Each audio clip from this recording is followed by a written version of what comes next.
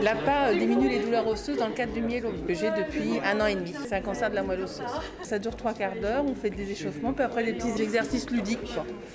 Donc du bosu, du step, du lancer de cerceau, des choses comme ça. Moi, je m'appelle Léa, je suis étudiante en première année de master STAPS, activité physique adaptée et santé.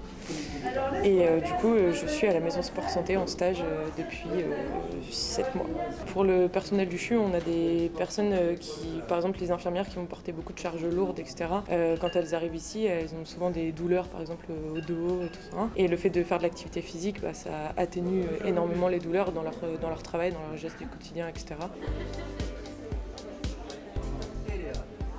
Je suis Léa Dallaglio, avec mon conjoint Vincent Guerrier, on a créé le projet Malade de sport, qui se traduit d'abord par un site d'information sur le sport santé, mais aussi par un documentaire du même nom et un livre éponyme également, qui ont été tous les deux publiés en 2020. Le documentaire, il suit 3 patients qui ont des âges différents, des pathologies cancéreuses différentes et surtout des niveaux d'activité physique différents.